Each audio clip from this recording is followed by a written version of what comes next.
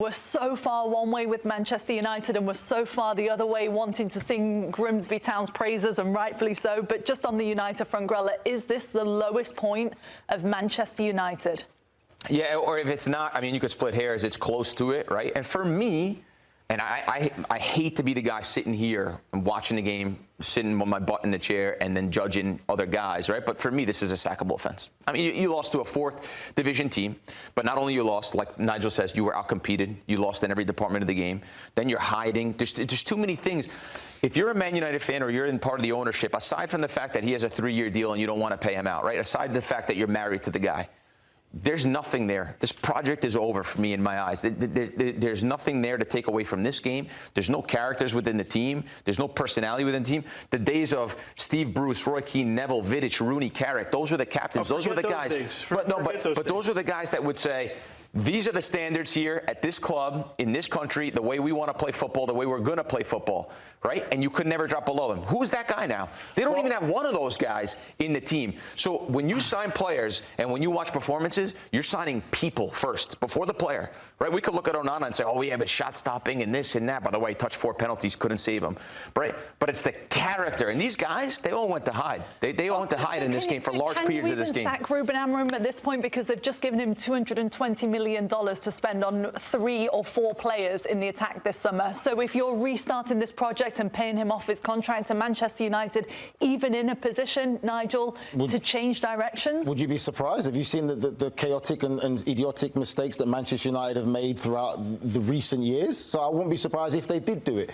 For me, again, I'm with Grella. I don't see this project working. I'm tired of hearing it. Ruben Amorim, for me, I don't think realises he's at Manchester United and managing Manchester United. This is what comes with it. I think he's a great manager. I think he's got good potential. I think Manchester United's too much for him. It's too much of a big club for him. I have not seen any progression. I have not seen any player in this system get better. I've seen more questions than answers. He's had opportunity to bring a few players in. I still don't see that progress. Like we talked about, they play Arsenal the first game of the season. We could beat any Premier League team on this day. You just lost. Football's about winning. When everyone talks about, oh, style of play and philosophy, one of the clubs that everyone talks about the most is Real Madrid. There's no one can sit here and tell me what's Real Madrid's style of play and philosophy. It's called winning. You win football matches. I just don't see this getting any better right now. You talk about team selection today, and the things that he says in the press, in the media, don't help him. I do not understand what he says half the time. You talk about Ungate and Mainu starting today. You compared Mainu and Bruno Fernandes, the same player, saying that Mainu has to fight and get his place in the team, and he's competing with Bruno Fernandes. Yeah, but isn't this a game on paper where you're a manager and you think, OK, I should be able to make 8 changes today? Yeah, for sure. There's one more person, though, that's more responsible than Ruben Amorim, that is more responsible for the results and for the performances. It's the guy who hired him. Right? Whoever hired him and said, we're going to give this guy a 3-year deal, we're going to buy into this project, we're going to be committed to him, clearly doesn't understand what Man United is either. They don't understand what for me, you always have to bring in a manager that knows how to deal with these type of players, with these type of situations.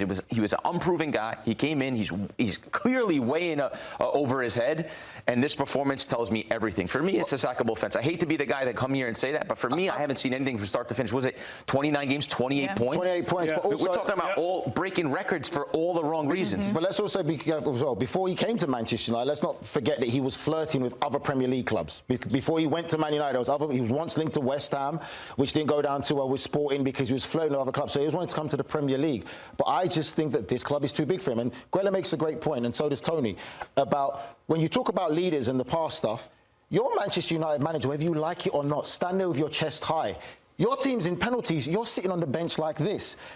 You're the manager. You're supposed to be front and centre there with your coaching staff, whether you like penalties or not, standing there to say, that's our leader. How are you the manager of the football club and you're sitting on the bench? I understand people might have, what's the word I'm looking for?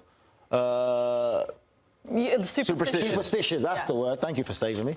I know people might be superstitious, but for me, that's not good enough. Yeah. This is the reality of where you're at right now. You're at Manchester United. This is what comes with it. And when you want to be a football player, Tone, Grella, would you ever turn down the chance to join a big club or a bigger club saying, oh, I'm not ready for it? No, you wouldn't. You wouldn't. You know, you have It's to take the ambition. job. Yeah, that doesn't mean you're right for the job. Yes. And in the end, I look at this team, and I know we got to go to break, but I look at, I don't have an English football team to root for, right? It's not. I love the league. I love everything about Man it. United. I love all of it. But I feel like I watch every week, and teams like Liverpool and City for 6 years, and Arsenal, they find ways to win. I watch this team every week just to see which way they're going to lose the game, which way they're going to blow the game and give it away right now. It's like a AAA baseball team, isn't it, playing the New York Yankees? So we know that's the order of magnitude, the scale. But it represents an opportunity for us to promote the football club, the town, you know, and our whole community on a national and international audience. So, you know, we go into the one that whistle blows, it's 11 against 11. They say, you know, on paper they should beat us, but it's not played on paper. It's going to be played in front of 9,000 Grimsby fans. So we're excited about it.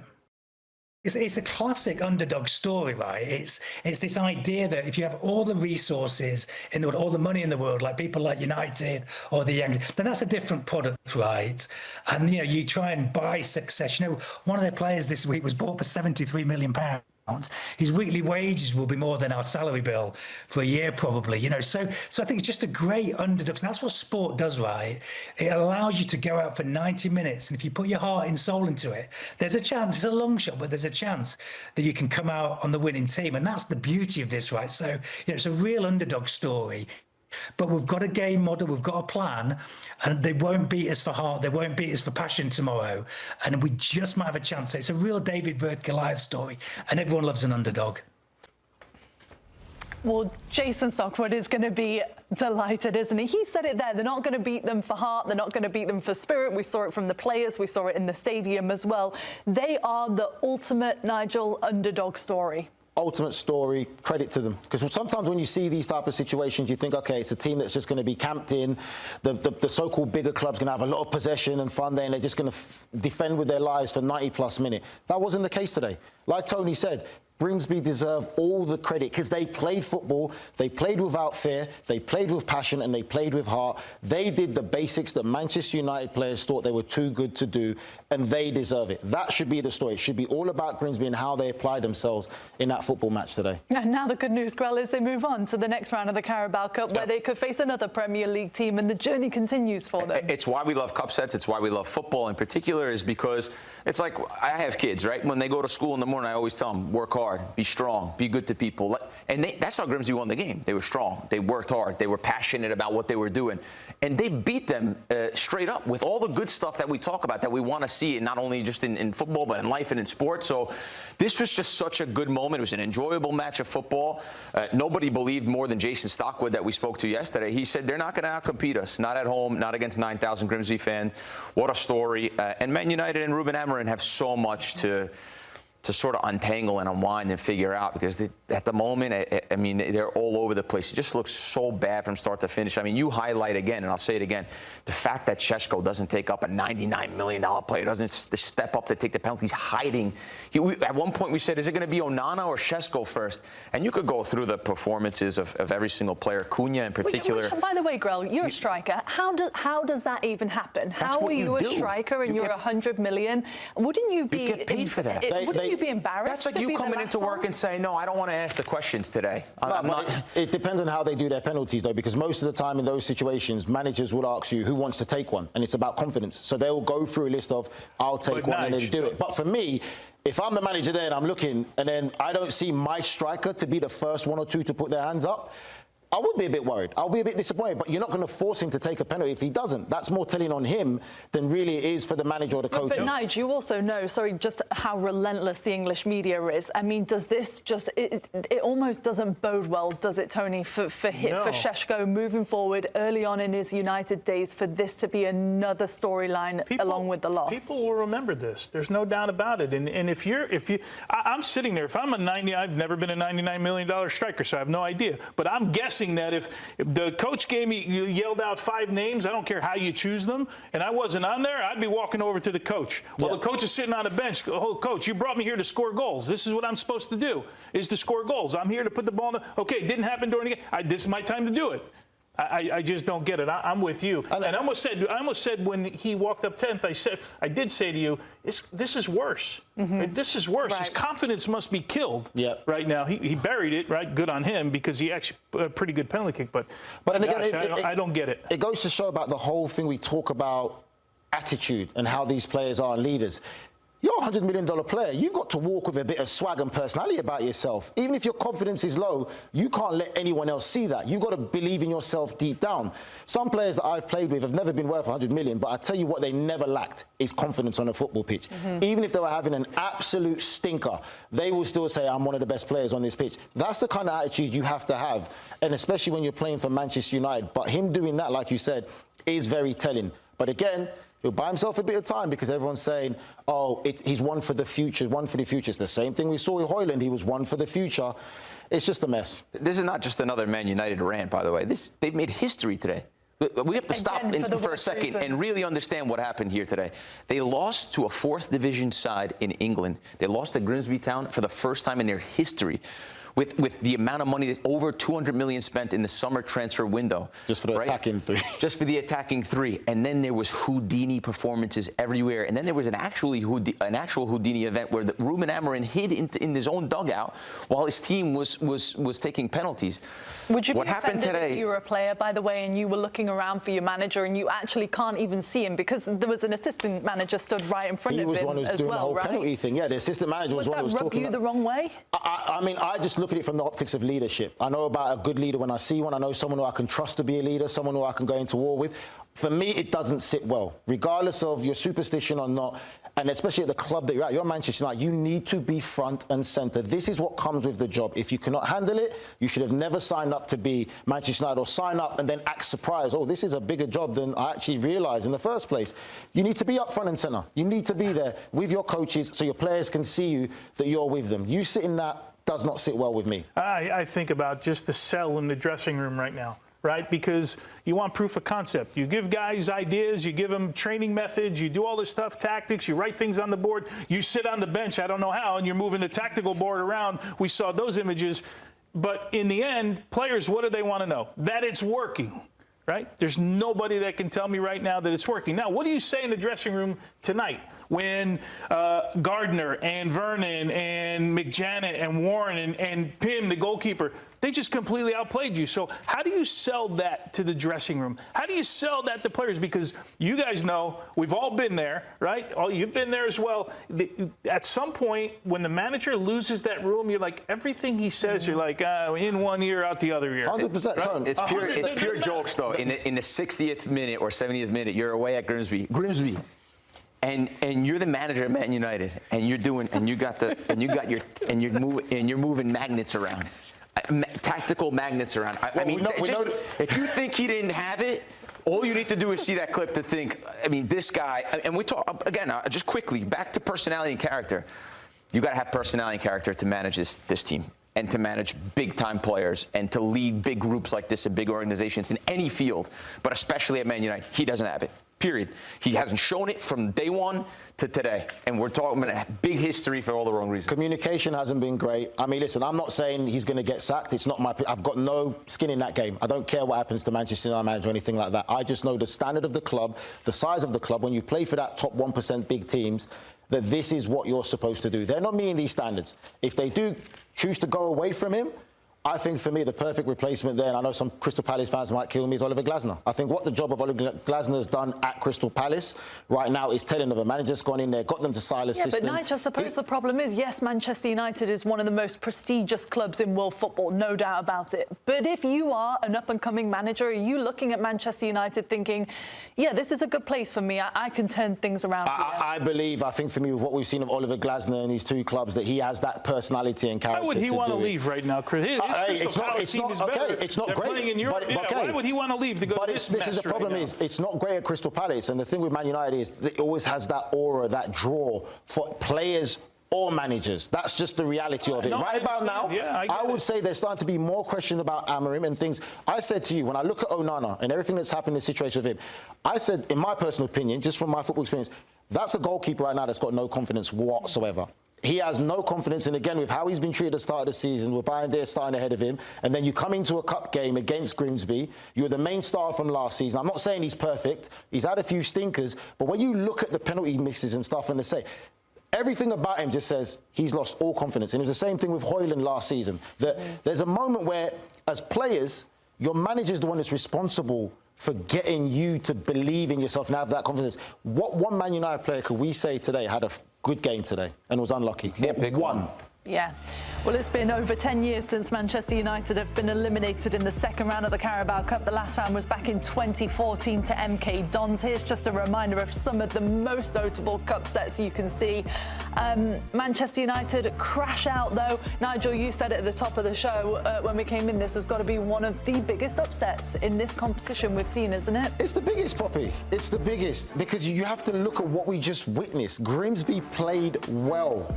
When it's not a lucky win for them, they played well, they deserve to take Manchester United to penalties, and overall you'd have to say they deserve to win the football match. We're not talking about a game where we just watched Manchester United create numerous chances and missing simple chances. It never happened. They were out-competed, 15 tackles to 5, even one of the stats. And I'm not a big stats guy, but I didn't need to see that to know that Grimsby were winning tackles and putting bodies there. This is the biggest because of the manner of the loss. This is the biggest loss, in my opinion, for me, for Manchester United. I suppose that's why it feels so dark, because a lot of Manchester United fans after the first day of the Premier League, Grella said, well, we played well against Arsenal. We didn't get the result, but the signs were there. It was progressive football. It was improved from last season. This feels like 10 steps back in a lot of ways, doesn't it? Yeah, it is 10 steps back, too. And it's always going to come down to results. And that's what we're talking about. It's not the project, right? So Liverpool the other day, they were against Newcastle. They got battered against Newcastle. Newcastle were fantastic. Then Newcastle lost Gordon, right? They had a red card. And Liverpool conceded 2 goals. Up a man, they conceded 2 goals. They go on and win the game with couple seconds left in the game. Nobody's talking about it. No one's saying, oh, Liverpool, they were a disaster against Newcastle. They conceded 2 goals with a man up in that game, which should never happen to a top team.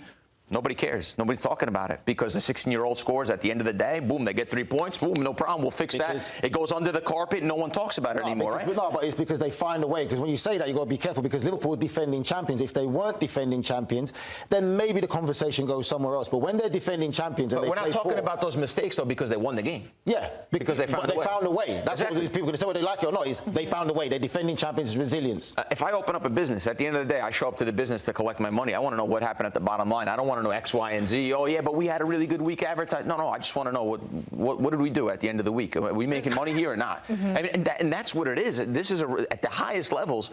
You know, do you think Sir Alex Ferguson's Man United always played pretty football? No, but they won games. And again, for me, it comes down to the personality of the players and the guys in charge. The guys from the very top in charge, making these big decisions to hire a guy inexperienced, unproven, like Ruben Amorim at these levels of Premier League levels. Amorim himself doesn't have the quality and the character.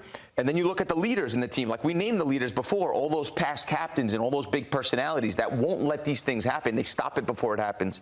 They don't have any of it, not at the highest level, not at the manager level, and not at the player level. Do you know what something else that sticks out to me when we talk about Ruben Amorim is how many times have we seen Manchester United managers since Sir Alex have to come out in the media and speak following a loss? I always think about Ole Gunnar Solskjaer speaking after one in particular.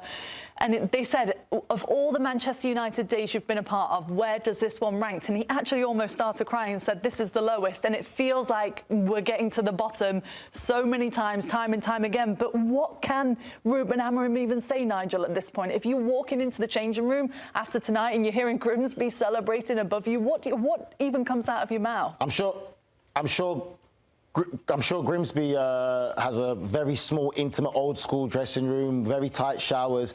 I think Ruben Amorim needs to go in there and look into the mirror and wash his face and look himself in the mirror. Because what can you say? You're responsible for it. These are the players. You picked the team. You changed the team. You didn't get a performance. You may change at half-time. Still, things don't get better. This one's on him. What can he, like, that's your job, is to manage these players. This one is on you. I don't think he can. So if you're him? He's very comfortable. What can he say? He has to be honest. Come out and actually be honest. We are nowhere near meeting the standards of what it means to represent this football club. And it's my job to get these players to those standards. Right about now, I'm not doing my job good enough. These players need to do better. Come out and say that. Fine. Who can argue against that? There's a bigger problem, though, right? Because I'm just looking at the list, and I wanted to make sure I had it. Was it David Moyes? Was it his problem? Was it Louis van Gaal? Was it Jose Mourinho? You talk about having a younger manager. Okay, Jose won a cup, right? Was it Ole's fault? Was it Carrick? Okay, Rangnick, Eric Ten Hag? I mean, at some point, it's the 20-plus guys that you have just aren't the right guys. They've tried the big-name managers. Since Sir Alex Ferguson, they've had as far as names from top all the way to bottom, right? Yeah. They still, in the end, are coming to this in 2025.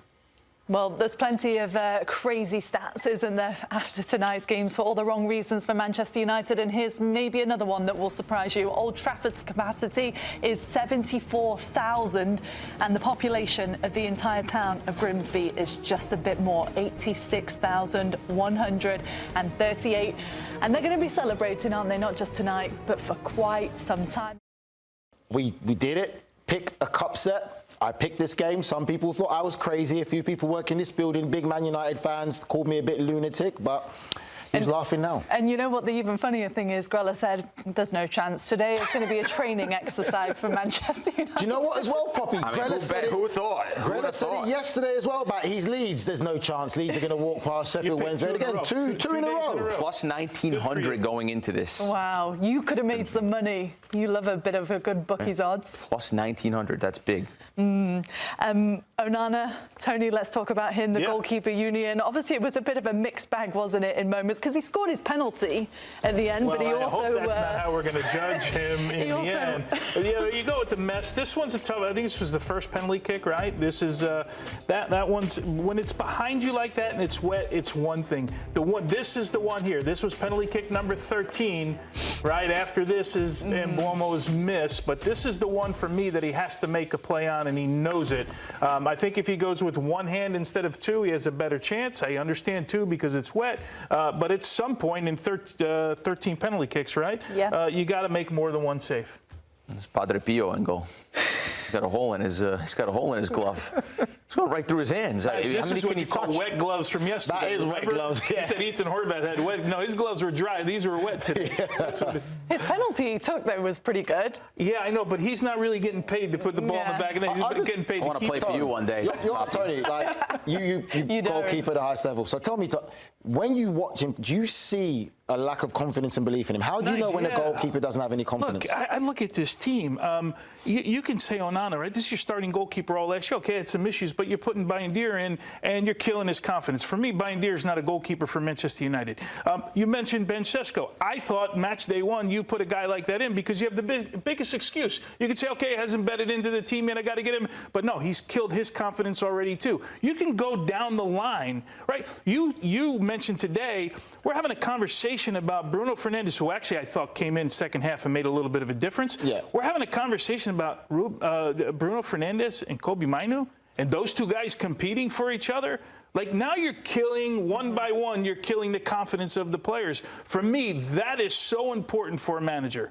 Well, vitally important. He said that, and funny enough, that he made another statement now saying, I'm a big Mainoo fan, I don't want people to get it mistaken. And again, I'm thinking to yourself, you're Manchester United manager. You shouldn't be making these simple mistakes to the media. Certain things you keep to yourself, but you said it out there.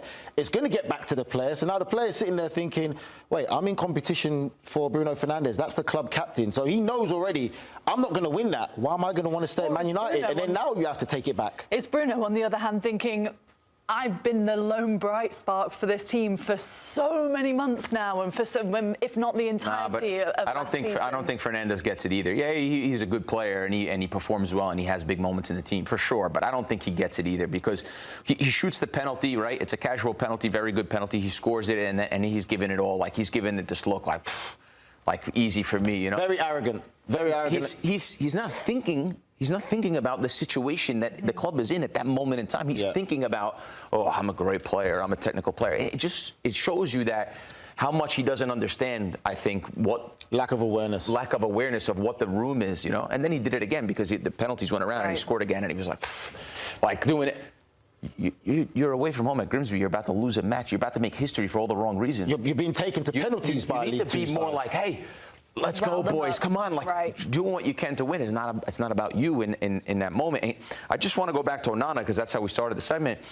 Can you imagine being Beppe Morata, who's the CEO or the guy who buys the players at the sporting director at Inter? when they called you and said, hey, we want Onana for 70 million, I'd be like, put everything down. Get him over there. Can we get him on that? I'd put him in a slingshot and slingshot him over there. I'll take 65. You can And you know, now he's there. He was good in Champions League that year. He was great. Okay. He was great. But now, again, you didn't need to pay that much for Onana. I think that was totally unnecessary. So that's where really the root of this stuff comes. Is really bad business for a lot of these players. 99 million for Šeško. How much did they pay for Højlund? There's always going to be, but to be fair, Grella, there's always going to be a premium when Manchester United come knocking. You're a businessman, you love money. If you owned a football club and Manchester United came in for one of your players, you're not going to do them any favours. So that's just the reality. The problem in question is the recruiting of the players. That's been the problem, the ones that they've gone to go and buy. That's been the biggest problem. But what do you do with this group now? There's nothing, right? you have to find a manager that can motivate them. But you've given Amorim, because he says he wants to play in this system, right? Okay, you want to play in this system, so you got to give him the players. So now you let him, what was the number, 229 okay. for 4 players. Just this summer, By the way, you just gave him over $200 million to build a team the way he wants to build it. Now you're going to go change, because not a lot of people play like this. I know, but that's like living at my house with my wife. But Tony, this is like the renovations we do every day. The next biggest thing Man United have to do is pick the right manager. You have to find a manager that is able to adjust and adapt and use that squad and get the best out of it. I already kind of put my name out there who I think could actually do it and get the best out of these players, because it's a good attacking lineup. Defensively, they're still questionable. The back three thing doesn't work. The wing backs doesn't work. You have to find a manager to say, right, this is what we're going to play. We're going to start getting results. We're going to start getting confidence and belief in you, because there's a lot of players that I feel have lost confidence now with Ruben Amorim. Regardless of his messaging he's putting out there, the eyes don't lie. I can see what these players are doing on the pitch, and for me, it's just not there. And we talk about the players that they spent. Where was Cunha today? Oof. Where was Cunha today? At way to Grimsby Town, the money you play for, and he's a talented player. But I saw nothing of him today as well. So we're talking about all of these talented players, essentially, Poppy, right, that aren't living up to expectation. That falls on the manager. Because your job as a manager, right? If your player's a level 8 out of a 10, you got to get an 8 all the time out of them, and then every now and then you got to get a 9 out of them in a game. I feel like if that's the case, we're getting like 6s and 7s and maybe even less from the group. But that's the manager's job. Sir Alex Ferguson, everyone will tell you, right? It's not always about the X's and O's. Nope. Right? What did he do? He maximized every single player that he had in that roster for years and years. That's why we talk about him as one of the best managers, if not the best manager ever. And through the different generations that he did it. And I know players who played under Sir Alex Ferguson, they told you how he managed.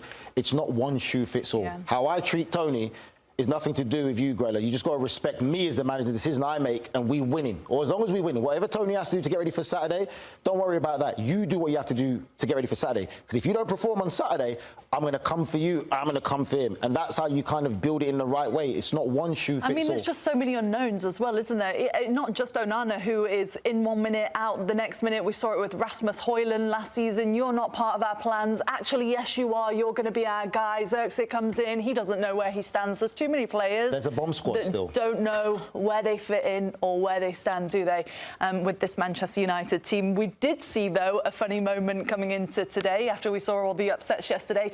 You've been pecked by the chickens, Nige, didn't we? After, was it Bradford? Bradford City. Bradford City. Well, today, Grimsby You've been slapped by the fish. Oh. What a moment for Grimsby Town, and no one is enjoying it more than their goalkeeper, Christy Pym. Here he is. An absolutely historical night for you. How are you processing the fact that you just beat one of the biggest clubs in the world? Yeah, it's not sunk in yet.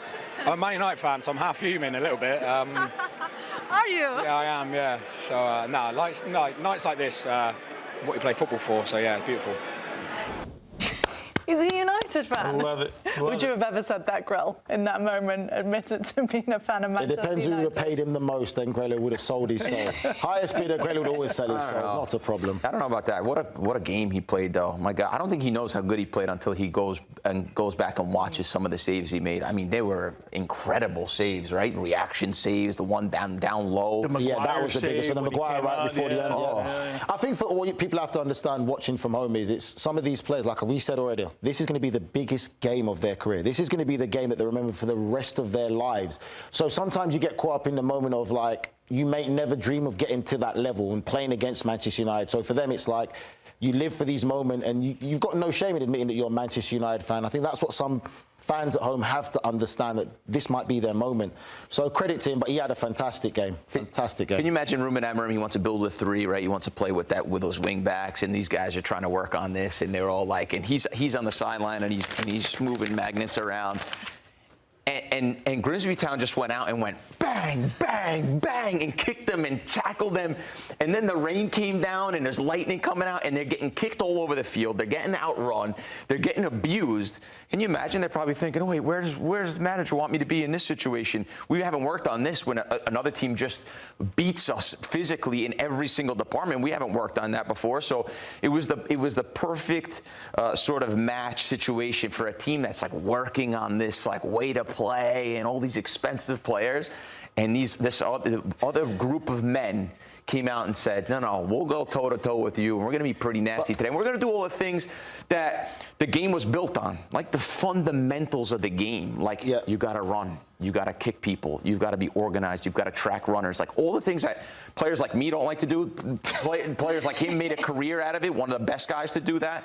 Nigel would have been sliding around all over the fundamentals of it. Today was the rain, you were going crazy today. I hope you know I could play a bit, tackling was my strong point, but I could bop it around. That's what I was saying. That's what I was saying. You would have loved a rainy night, though, wouldn't you? I would have loved that night. Oh, when the rain starts coming and everything, just you could time a tackle and just use the momentum and just slid off the grass. Yeah, you could time it properly, still win the ball and leave a little bit of even the way, it's funny to say this because he's on TV right now, but the way he communicates, even in the build, like you could see the way he watches a game. He's literally sometimes he's talking to the screen as if he's still playing. And it's interesting because I don't think Man United have that guy that say, hey, you come in, hey, you go there, hey, well done on that one, good aerial duel, or whatever. Organizing on those. I don't think Man United have a guy that can do that. And the team in Grimsby, my God, they were so good. Do you know the other thing? Would you take Cameron Gardner, the 22, 19 years old? Yeah. Youth Academy product. 100%. Big engine on the wing. And this goes to the conversation about Tony as well, when we say about young players playing as quickly as you can at that young age. You just put yourself in the biggest shop window. How many people around the world will watch that Man United game today and people are going to remember him for how hard he worked and the great game that he had, that now scouts will probably be going to scouting him every single week. This is what it's like about being a young player. Is this a new epitome of a cold, rainy night in Stoke? Is that what they would say in England? What's the saying? Isn't that it? Yeah. The cold, rainy night in Grimsby. In Grimsby, where Manchester United plenty of fish and chips for everyone today. today. Carabao Cup, that's right.